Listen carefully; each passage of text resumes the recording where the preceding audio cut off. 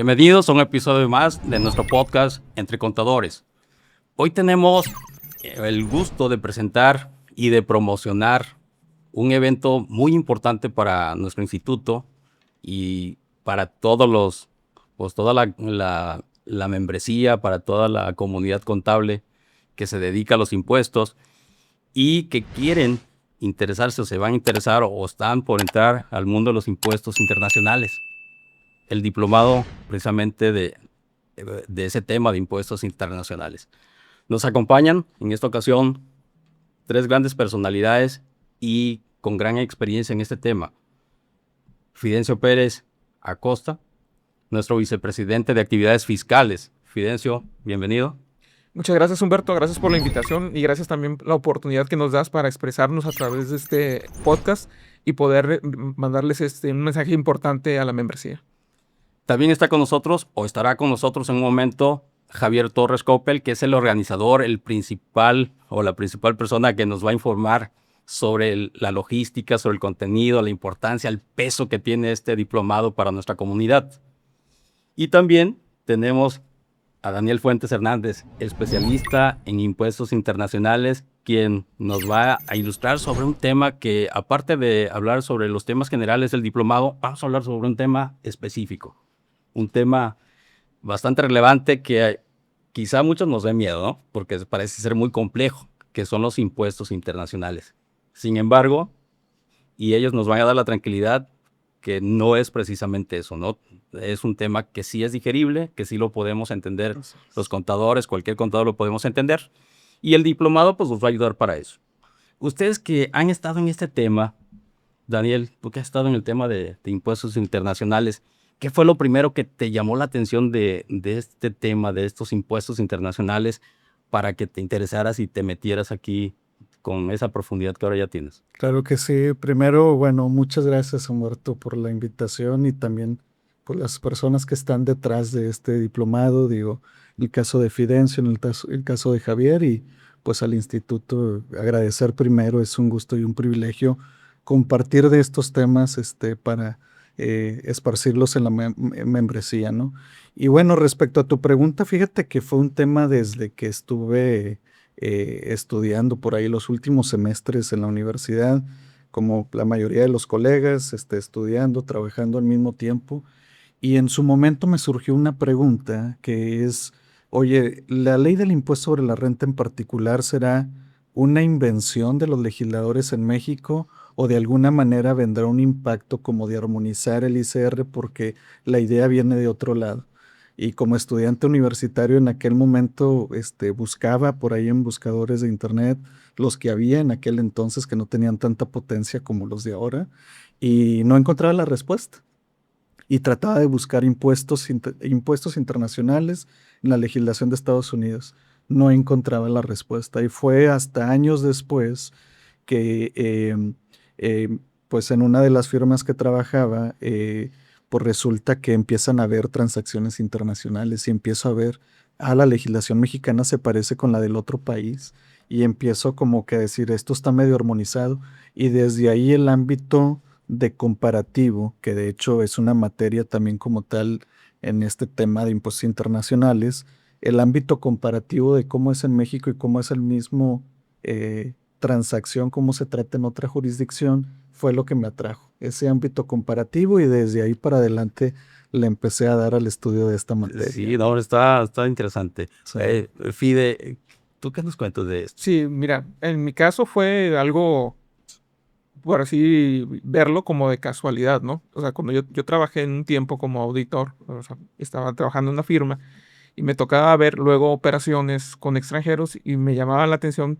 que en ocasiones había retenciones de ISR y en otras ocasiones no había retenciones de ICR. Entonces me empezó a dar la curiosidad de saber, bueno, ¿y por qué, si es la misma operación, por qué tiene un trato distinto? Entonces, de ahí indagando, nació la curiosidad de investigar, de ver qué había y pues, aunque la operación era la misma, pues el tratamiento era diferente, ¿no? ¿Y qué era lo que lo hacía diferente? Si se tenía o se cumplían con requisitos para un tratado de evitar doble tributación o no se tenía o no se tenían eso, o no se cumplían esos requisitos. Entonces eso me llamó más la atención para poder indagar, o sea, cuáles eran las diferencias, por qué se iban marcando esas diferencias, ¿no? O conceptos que eran parecidos pero no iguales, se les daba un tratamiento distinto en cada país. Entonces de ahí me nació el hecho de poder investigar un poco más. Digo, lo fuerte para mí son los impuestos locales, pero esta parte de los impuestos internacionales, sobre todo cuando llegas a un título quinto de la ley del impuesto sobre la renta que te habla precisamente de los pagos al extranjero, pero ves que luego el tratamiento es distinto dependiendo de a qué país se le hace el pago o bajo qué jurisdicción está el residente al cual estás pagando. Claro, sí. Sabemos que este tema es muy relevante, pero siendo más específico, ¿relevante para quién? Es decir, ¿para quién? Y pregunto también, para una persona que pues nunca ha hecho trabajo fuera del país, ¿cómo le impacta conocer esto? Sí, fíjate que por ahí hay como un mito de repente que impuestos internacionales solamente le aplica a multinacionales y si cotizan en bolsa mejor.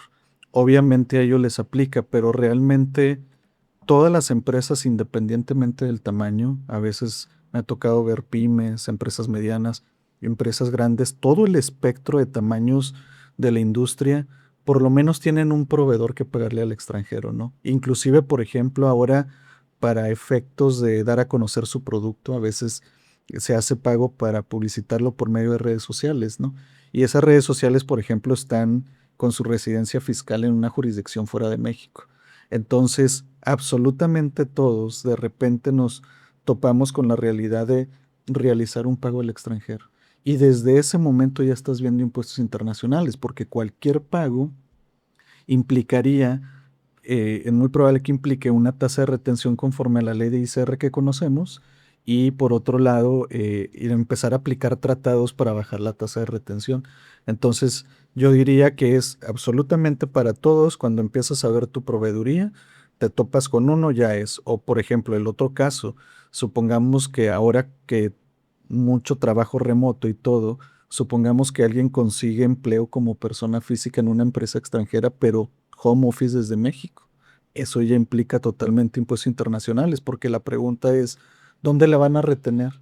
¿En el país donde está la empresa en el extranjero? ¿O tendría que tributar aquí conforme es porque es residente fiscal en México? Entonces ahí ya empieza a ver estos temas. Sí, excelente.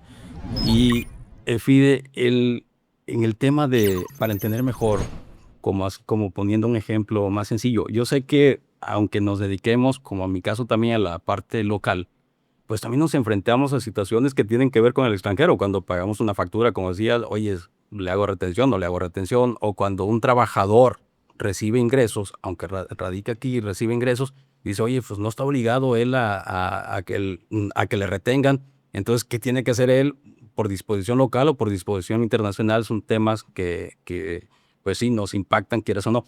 Y con un ejemplo sencillo, ¿cómo podríamos entender mejor este asunto de la... Ahora sí, viene aquí el tema de la doble tributación. Sí.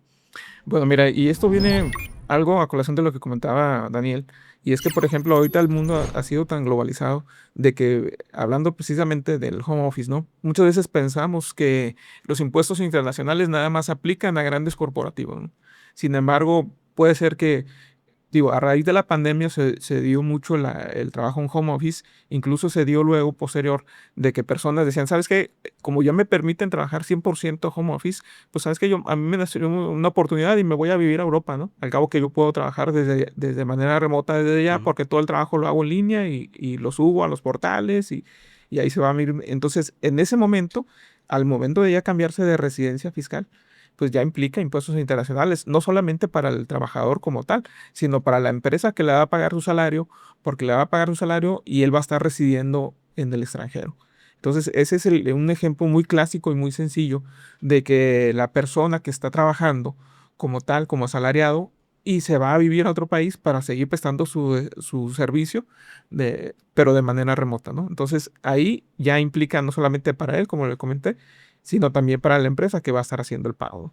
Sí, hace rato nos hablabas de los mitos que hay respecto de esto y respecto a de los impuestos internacionales y cómo se desmienten estos mitos. No sé si nos puedan apoyar con eso para que la gente se anime, ¿no? Para que la gente vea de que este diplomado les va a servir, que más adelante obviamente se va a ampliar todo lo referente al diplomado, el contenido y otros temas relacionados al mismo.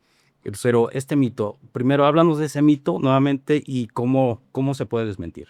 Sí, por ejemplo, digo, andando y enfatizando en los mitos le aplica a las empresas grandotas. Naturalmente sí, pero yo diría, hay que tener claro que le aplica a todo el espectro de la industria, persona física, persona moral.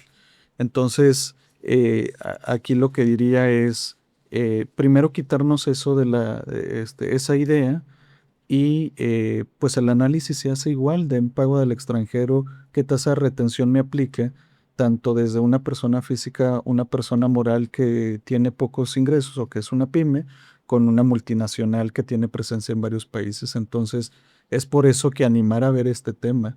Incluso una de las cosas que yo diría como para transmitir esa tranquilidad, muchas veces empezamos a llegar cuando nos adentramos en el mundo fiscal. Título 1, disposiciones generales, hablando de la ley de ICR. Título 2, personas morales. El 3, sin fines lucrativos. El 4, personas físicas, y ahí nos quedamos, ¿no? Y vemos como un triángulo de las Bermudas, el título 5, como algo extraño, ¿no? Sin embargo, es todo ese conocimiento y ese bagaje y expertise que cada uno de los colegas tienen, los títulos que mencioné previos al título 5, todo eso te indica la lógica para entender perfectamente el título 5. El asunto es nada más enfrentarse a él y saber que cuando tenga la operación, pues me eche clavado en ese título.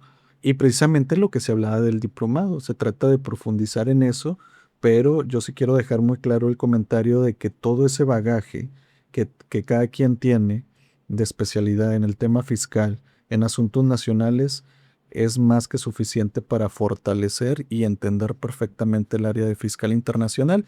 Y lo que va a hacer el diplomado va a fortalecer eso. Entonces, pues sería mi recomendación que al mismo nivel que le meten al título 2, al título 4, el título 5 no es tan diferente. De acuerdo. Dentro de los módulos se ve el tema de la actualización al modelo de convenio de la OCDE. Igual que cualquier otra regla, pues sufren cambios, supongo que cada cierto tiempo o cada año quizá.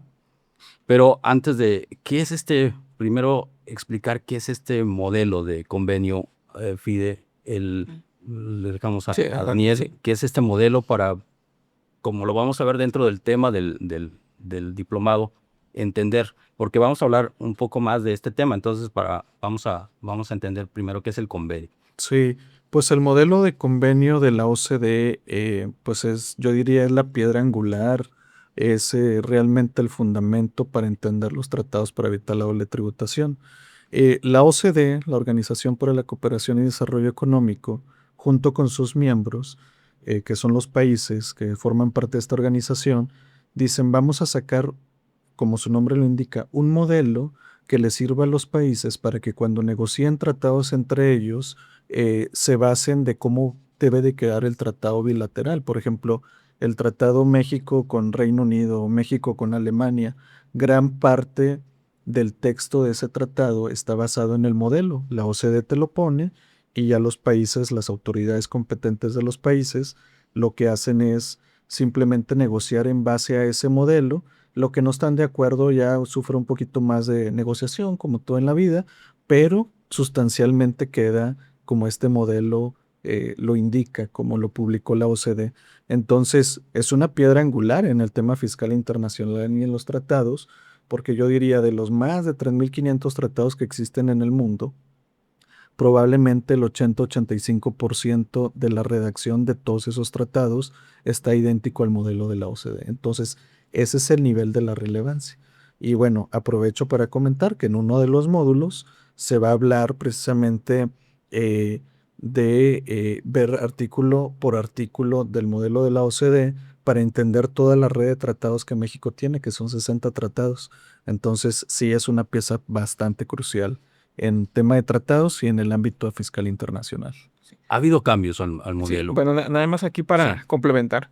y apuntar. O sea, los más de 3.500 tratados que existen se basan precisamente en este modelo. Cada quien, o sea, cada país o acuerda o se baja principal en este modelo, pero no quiere decir que sea tal cual. Se tiene que hacer los acomodos de acuerdo a las negociaciones, pero no todos los países apegan esto, ¿no? El caso más común es el de Estados Unidos, que tiene su propio modelo, que no está basado en el modelo de la OCDE, sino que tiene su propio modelo y cualquier negociación que se entable con este país tiene que apegarse a su modelo que ellos establecen. Incluso justo complementando lo que comenta Fidencio, porque es muy interesante esto que comenta. Por ejemplo, el Tratado México-Estados Unidos es de los tratados que se desvían del modelo de la OCDE. Y normalmente los tratados que se negocian entre principales socios comerciales o aquellos que tienen frontera entre países, frontera geográfica, normalmente por su relación especial económica, sufren diferencias respecto al modelo de la OCDE. Entonces, si el modelo de la OCDE, por ejemplo, el Tratado México-Reino Unido, que son muy distantes y que no es el principal socio comercial, probablemente sigue más el modelo de la OCDE. Pero un tratado de México con Estados Unidos, ahí hay relaciones específicas que no tiene con otras jurisdicciones y ahí la negociación es más intensa y por eso tienen esas diferencias. Justo lo que comentaba Sí. Fidencio. Preguntaba de los cambios, porque hace rato comentaba, bueno, Ujú. cualquier regla, o como aquí en México las normas fiscales sufren cambios cada año. ¿Qué novedades hay? ¿Qué cambios hay con respecto a de este convenio, a este modelo de convenio para 2025 que van a tener impacto en 2026 o también en 2025, supongo, porque pues son de aplicación pueden ser aplicación para ese año? Sí, por supuesto. De hecho, es aplicación inmediata. En México existe una regla miscelánea que te dice que se deben de interpretar los tratados con las actualizaciones más recientes. Entonces hay una actualización y eso puede tener impacto inmediato en cómo se aplican tratados desde el año pasado, desde 2025, cuanto más 2026 y hacia adelante. Entonces, bueno, el modelo de la OCDE la primera vez que salió fue en el 66 y ahí han sufrido diferentes modificaciones y ha tenido alrededor de como 15, 16 actualizaciones. La más reciente naturalmente es la que comentamos del 25 y creo que hay varios cambios. Creo que las dos principales que yo vería sería, por ejemplo, cuando una empresa, digamos, por ejemplo, una empresa canadiense contrata a un empleado mexicano, que el empleado trabaja desde México. La guía para que si trabaja vía remota, el hecho de que el trabajador esté aquí en México le crea un establecimiento permanente a la empresa canadiense o no. Y al principio, hace algunos años, había unas guías que decía, sí, por el hecho de trabajar tienes que darlo de alta, hay un RFC, hay un establecimiento permanente y debe de pagar algo en México. Sin embargo, con esta actualización hay una guía un poquito más detallada que te dice si va a haber o no establecimiento permanente. Creo que ese es un cambio sustancial. El otro cambio sustancial diría es para empresas de las industrias extractivas, por ejemplo, de pues, hidrocarburos. La exploración y la explotación en el ámbito terrestre y marino, cuando ese ejercicio de empresas extranjeras que vengan a hacer al país, cuando se considera que hay un establecimiento permanente para que terminen pagando por las utilidades que obtengan por la exploración, aunque no haya extracción, o por la extracción, o ambas. Entonces, creo que son dos cambios bastante relevantes que sí, en la realidad en la que vive el mundo y sobre todo en particular de lo que estamos hablando de México, creo que estos dos impactos tienen sus consecuencias inmediatas. Sí, sobre todo en la parte de la doble tributación, ¿no? Que tiene una implicación muy importante, lo que son influye mucho en este caso este modelo de convenio, y cómo influye este modelo en la negociación y aplicación precisamente de los tratados de doble tributación, de los que están vigentes. No sé si tú quieras aportar algo al respecto. Pues sí es importante, por ejemplo, lo que comentaba Daniel respecto a este cambio del establecimiento permanente, ¿no? Porque el hecho de que se considerara que una persona estuviera en un país y que representara a esa empresa, se pudiera decir que ya ya tenía un establecimiento permanente aquella empresa aquí en México, ¿no? Lo que la obligaba en cierta forma a darse de alta, inscribirse, declarar los ingresos atribuibles a este establecimiento permanente Y ahora con esta, ¿qué podemos decir? Si es aclaración precisión. o precisión, Sí. pues ya como que te deja más claro ahora sí de saber que no necesariamente va a constituir un establecimiento permanente, ¿no? Y eso es importante porque ya te evitarías muchas complicaciones o trámites adicionales que tendrías que hacer. Sí, porque habla de, por ahí dentro de los cambios, habla ya precisan tiempos, ¿no? De cuánto Así tiempo es. debe permanecer. Yo me preguntaba ahí, oye, entonces me voy de vacaciones y me llevo mi computadora, pues ya me van a querer establecer un establecimiento en otro lado y me van a querer cobrar impuestos, ¿no? Porque es lo normal, de que te vas de vacaciones a veces por buen tiempo y te llevas tu equipo, ¿no? Esto lo precisa, ¿no? Para no caer en Sí, ese... fíjate que lo precisa, pero es hasta esta actualización, como bien se ha comentado, 2025. Porque por allá del 2020-21, que fue tema de pandemia, la OCDE también sacó algunas guías, pero eran muy limitadas. Y el ejemplo que tú pones sí ponía en riesgo de crear un establecimiento permanente. Sin embargo, ahora las empresas empiezan a poner presión y dicen, oye, fíjate que necesitamos reglas más claras, porque crear EPs en todos lados porque el empleado se fue de vacaciones, pues la labor administrativa de andarse dando de alta en medio mundo, pues está bien complicado, ¿no? Entonces, las guías que pusieron básicamente son dos: un tema de temporalidad. Te dicen en un periodo de 12 meses que más del 50% de tu tiempo laboral si la tienes en otro país. Ese es el primer momento o el primer requisito respecto a temporalidad. Y lo otro es, ¿para qué estás? ¿Por razones comerciales que beneficien a la empresa o es simplemente una política de la empresa para atracción de talento? Si es para atracción de talento, pero no le genera ingresos a la empresa, aunque esté todo el tiempo, no se considera IP porque no hay una razón comercial para estar ahí. Pero si la razón comercial, aparte del tiempo en un periodo de 12 meses, estar más del 50% en ese otro país, dice, ¿sabes qué? Estoy ahí porque mis clientes o mi proveeduría está en ese país y los voy a estar visitando constantemente. Ahí cumples con los dos requisitos: temporalidad, razón comercial, y es una guía un poquito más clara para ver cuándo creas un EP. Claro.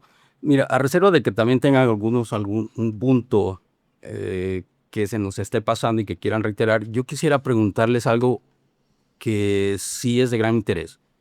¿Qué retos enfrentan los contribuyentes y asesores al aplicar el modelo en operaciones fronterizas, especialmente en sectores como tecnología o economía digital? Ok, ahora el modelo y los tratados para evitar la doble tributación, eh, sí podría decir que tal vez desafortunadamente, pero también sucede en la legislación mexicana. De repente hay nuevos modelos de negocio, ¿no? Y la legislación se queda atrás con respecto al nuevo modelo. Y ahí andamos tratando de colocar cómo se aplica esa legislación a nuevas formas de hacer negocio. Entonces, los tratados, y ahí viene el comentario de decir, desafortunadamente, todavía tienen principios de mucha presencialidad, porque como se hicieron el primer modelo desde el 66, como que siguen conservando esos principios. Entonces empiezan a haber nuevos modelos de negocio en tecnología. Por ejemplo, si ahorita los tres decidimos agarrar un Uber y cuando nos bajamos si tenemos dado de alta en nuestro correo, en nuestro celular tenemos dado de alta el correo y nos llega el recibo de Uber, nos vamos dando cuenta que hasta el final es una empresa la que te cobra residente en Países Bajos.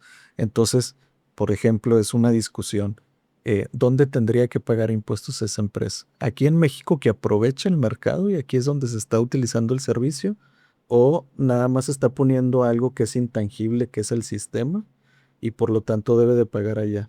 Entonces, el riesgo de que ahora los países están enfrentándose es que las reglas actuales son insuficientes para los nuevos modelos que tenemos. Y así se pueden mencionar otros tipos de modelo. Por ejemplo, no hace mucho me topé con una empresa de la industria de satélites. Entonces, por ejemplo, crear un EP, pero está en territorio mexicano el satélite de un extranjero, y la pregunta es, oye, ¿eso crea un establecimiento permanente porque está en México? Pero con la definición que tenemos en tratados te dice un lugar fijo de negocios. Entonces dicen, oye, eso no está anclado al territorio, a la tierra, Entonces, por lo tanto, algo tan así no puede crear un establecimiento permanente. Entonces, aunque aprovecha el mercado mexicano, nunca va a pagar aquí. Y ahí es donde hay discrepancia entre esas reglas y nuevos modelos de negocio. Perfecto, gracias.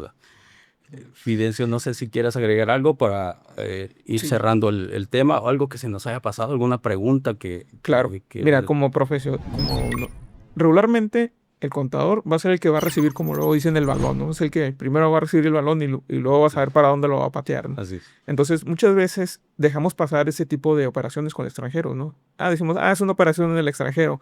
El comprobante no mete requisitos fiscales, deducible, ¿no? Pero realmente se tiene que ver más allá de eso, ¿no? Se tiene que ver, primeramente, cómo se dio la operación, por qué se dio la operación, para qué se dio la operación y luego si aplica algún tipo de retención, si aplica algún tratado y si le estoy aplicando tratado, si cumplo con los requisitos para aplicar el tratado. No solamente es ver la operación y decir, ya con esto tengo, es suficiente, ¿no? O sea, muchas veces, incluso, y volviendo a lo que pregunta que decías, ¿cuáles son los mitos, no? Entonces, este es un mito de que decir, es una operación con el extranjero, nada más con tener el comprobante es suficiente. Sin embargo, le aplican muchas o varias reglas, ¿no? O requisitos que se tienen que cumplir para poder soportar la operación y que, como está muy de moda el hecho de materialidad, pues hay que soportar y documentar y sobre todo tener la trazabilidad de esa operación apoyándonos con los tratados para evitar la doble tributación. Bien, ahora para que la gente vea no nada más de estos temas, sino vea los demás temas que se van a ver, vamos a hablar ahora del contenido, de toda la logística de cómo se va a desarrollar este diplomado de impuestos internacionales. Y para esto, pues tengo el gusto de platicar o vamos a invitar a la plática a Javier Torres Coppel, que es el organizador de este evento. Para él vamos a hacerle una serie de preguntas que nos informe, que nos diga cómo podemos hacerle, cómo nos vamos a inscribir y todo lo relacionado al tema. ¿Qué tal, Javier? ¿Cómo estás? Bienvenido. Bien, muchas gracias. Vamos a aprovechar de tu expertise en esto porque no es la primera vez que organizas este evento. Ya sabemos que ya tienes un buen rato al cargo de este asunto y pues platícanos. Toma la palabra, dinos en qué consiste, a quién va dirigido, la importancia, lo que nos quieras dar a conocer a todos los contadores que estemos interesados en tomar este diplomado. Muchas gracias, Humberto, por darnos la oportunidad de platicar sobre este diplomado de impuestos internacionales. Este diplomado está dirigido para todos aquellos especialistas en materia fiscal, sin importar su nivel de experiencia. La realidad es que tú puedes entrar aquí a tomarlo y con los expositores de alto nivel que tenemos, como Daniel, seguramente vas a aprender, ¿no? Y vas a conectar los impuestos internacionales con los impuestos nacionales, con los impuestos locales. Este diplomado tiene una duración de 21 sesiones, los cuales van a ser los viernes, es preferentemente en línea. Habrá algunas sesiones que van a ser presenciales, pero en línea los viernes a partir de las 3 de la tarde para que cierres bien tu semana. Y tienen temas muy, muy relevantes. Empezamos primeramente con la introducción en impuestos internacionales. Después de ello nos vamos a pasar a analizar la ley del impuesto sobre la renta de una manera importante. Vienen varios temas del impuesto sobre la renta, como es el título quinto, que acabamos de platicar. Viene el título quinto. Después, más adelante, viene el tema de los refipres, ¿sí? O los anteriormente conocidos como paraísos fiscales. Los paraísos fiscales. También van ahí incluidos. Vienen temas también de comercio exterior. Hay un módulo de comercio exterior. Pero yo creo que nuestra audiencia lo que espera es temas evidentemente de la OCDE, de los tratados como tales. Hay un módulo de introducción a los tratados. Hay un módulo de análisis de cada uno de los artículos que vienen en los distintos tratados, de las reglas distributivas, regalías, intereses, ganancias de capital. ¿Sí? Viene un módulo de limitación de beneficios, viene un módulo del convenio multilateral que viene organizado, o va de la mano, mejor dicho, del BEPS, la acción 15 de BEPS, que también se señala ahí. Viene un módulo del acreditamiento de impuesto al extranjero. Y viene un módulo que es muy interesante, que viene relacionado con el tratamiento fiscal de los Estados Unidos. Es decir, no, va a haber una serie de 2 módulos en particular donde nos van a hablar de los Estados Unidos, de las personas morales, las personas físicas, de Canadá también. Y para cerrar, viene un tema muy de moda que está para Europa muy actual, que es el Pilar 2, ¿sí? Entonces, son 21 sesiones, cada una entre 4 o 5 horas, los viernes en la tarde, y lo mejor de todo, Humberto, es que es un precio bastante atractivo. Esa parte del precio, porque es lo que pues, nos llama la atención a veces, que no nos animamos porque vemos, ay, Chihuahua, pues está muy caro, ¿no? Y claro que sabemos que se recupera la inversión, pero si hay una promoción, pues claro que la tomamos, ¿no? Porque eso nos mueve más todavía porque pues todos no estamos peleados con los descuentos. Sí, para los que somos miembros del ICPNL, definitivamente es un precio bastante interesante, muy atractivo. Para los que son, entre comillas, invitados, es decir, no son miembros todavía del ICPNL, de todos modos también es un precio muy interesante. Y considero que es una muy buena oportunidad para que todos aquellos que quieren aprender sobre impuestos internacionales le entren. No necesitas ser un experto en impuestos internacionales. Evidentemente, si ya tienes el antecedente, lo vas a aprovechar. Pero si no lo tienes, definitivamente vas a salir muy bien posicionado, ¿no? Y tenemos, pues, ¿qué puedo decir, no? Rockstars de impuestos internacionales como expositores como Daniel, Sí. ¿correcto? Miembros de prestigiadas academias, de prestigiadas asociaciones en México, de los cuales los traemos aquí para que puedan darnos sus conocimientos, ¿no? Y como es en línea, pues no importa si están en la Ciudad de México o en Houston o aquí en Monterrey, definitivamente aportan mucho, ¿eh? No tenemos que batallar con los traslados. Sí, oye, yo tengo una duda porque si me interesa solamente una parte del diplomado o algún módulo, también se puede tomar por módulos, ¿no? Sí, definitivamente el instituto también lo está manejando por módulos. Evidentemente el precio es diferente porque pues, no es lo mismo un paquete completo que un paquete unitario, definitivamente sí, pero el instituto también lo va a promocionar o lo está promocionando por módulos. Sí, porque hay un tema que es muy recurrente con sus clientes locales, incluso sobre todo con las personas físicas que le llevamos sus impuestos. Lo que mencionas, la retención del ISR en el extranjero, ¿cómo lo podemos acreditar? A veces hoy nos preguntan, bueno, si yo ya pagué en Estados Unidos y luego me haces otra vez declarar aquí y lo que ya pagué allá, ¿cómo lo aplico, no? Entonces, Sí. eso también se trata en un módulo como Así es. El título quinto en particular, que es la parte que estamos platicando, es el módulo número 2. Si mi memoria no me falla, es el módulo número 2. Y tú puedes tomarlo, el módulo 2, únicamente con un socio de Deloitte, que va a ser el que nos va a estar apoyando. Y pues tú puedes aprovechar, ya sea tomarlo completo, que me parece que es la mejor opción, que es tomarlo completo, ¿sí? O puedes tomarlo por módulos, pero me parece, o por lo menos en mi experiencia, que tu conocimiento va a estar más completo si lo tomas completamente a que solo tomas por pedacitos, ¿no? Si lo tomas por pedacitos, yo creo que sería más para personas que ya tienen antecedentes de impuestos internacionales. Perfecto. ¿Y cuándo empieza? Empieza el 22 de mayo, el viernes 22 de mayo y termina en el mes de noviembre. Ya estamos. Hay una pausa en el verano, es decir, en el mes de julio no lo tomamos porque muchas personas salen de vacaciones, ahí no. Inicia en mayo, continúa en junio, hacemos una pausa en el mes de julio y retomamos nuevamente en agosto y terminamos durante noviembre. Es módulo por semana, entonces. Es un módulo por semana. Por semana. O sea, ¿cuánto dura cada módulo? Depende del módulo. Hay módulos que duran 4 horas, hay módulos que duran 5 horas. Empezamos a las 3 de la tarde. Los primeros módulos van a durar 4 horas, de 3 a 7. Los módulos posteriores, dependiendo de lo denso del tema, puede ser de 3 a 8. Yo creo que sí se acomoda, ¿no? Como para no tener esas complicaciones. No sé, Daniel, ¿quieres agregar algo del diplomado que nos comentes? Por supuesto. ¿Por qué lo debemos de tomar, hombre? Sí, ahorita lo que comentaba Javier complementando de cómo está estructurado el programa.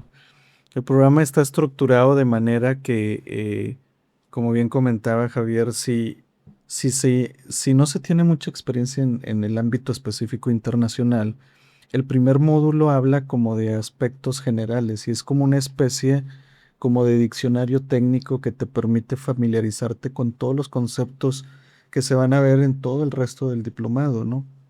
Y luego ya en el módulo 2 ya se empieza a ver como el siguiente escalón y así va construido. De manera que primero pones como el piso parejo entre todos los participantes, eso es lo que se ha cuidado en el programa, y luego de manera que se va de manera ascendente. Es como, por ejemplo, un curso cuando uno toma de idiomas, ¿no? Decir, oye, primero aprendes lo básico y luego ya te va llevando de escalón. Y la recomendación de tomarlo completo es porque, por ejemplo, si uno quiere aprender un idioma complejo, digamos, por ejemplo, alemán, si te pierdes algunas cuestiones intermedias, cuando llegues a clase luego ya de qué están hablando, ¿no? Porque ya perdiste muchos Sí, temas claro, de sí, gramática. Entonces va construido realmente para poner piso parejo y que los participantes vayan sintiendo que va en línea ascendente. Y también otra cuestión que se ha cuidado es, obviamente hay que aprender mucho tema técnico y teórico, pero la idea es que por medio de casos prácticos, el alumno o el participante meter la teoría debajo de los casos prácticos para que a la hora de llevarlo el resolver cosas pragmáticas, también se lleva todo el conocimiento técnico. Entonces, eso es respecto al programa. Perfecto, gracias Daniel. ¿Dónde se pueden inscribir? ¿En la página del instituto o tienen que llamar por teléfono? O Por ambas formas, creo que lo más práctico es a través de la página del instituto. www.icpnl.org.mx. Excelente. Buscas ahí Diplomado de Impuestos Internacionales, inicia el 22 de mayo y le das clic y adelante, ¿no? Y si quieres tomar algún módulo en particular, pues tienes que esperar a que el instituto lo publique en la página, que poco a poco se van avanzando conforme el calendario y le das clic y ya te inscribes. Muy bien, Javier. Pues muchas gracias por la información. No sé si quieras agregar algo, Sí. algún punto que se nos esté yendo por ahí, que se nos haya escapado. Sí, yo quisiera agregar que uno de nuestros expositores es Daniel. De hecho, no nos da uno, sino nos da 2 módulos. Mira, Entonces, excelente. para que vean la calidad de información que ustedes van a recibir. Sí, ya con las respuestas que nos dio Daniel, la verdad nos queda muy buena impresión en lo personal, muy buena impresión del conocimiento y pues los que tomen el diplomado pues, van a ir con pues, bastante conocimiento. Yo creo que lo van a explotar a lo máximo.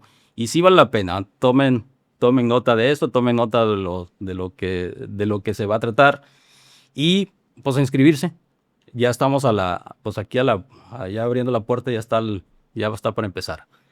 Y pues vamos a cerrar este podcast de Entre Contadores, agradeciéndote, Daniel. Gracias por tus respuestas, gracias por tu colaboración, por tu aportación. Y le agradecemos mucho a Fidencio Pérez Acosta, nuestro vicepresidente de actividades fiscales, que siempre está aquí al pendiente de todas estas actividades y en las organizaciones de estos eventos, de estos grandes eventos que tenemos aquí en el Instituto de Contadores.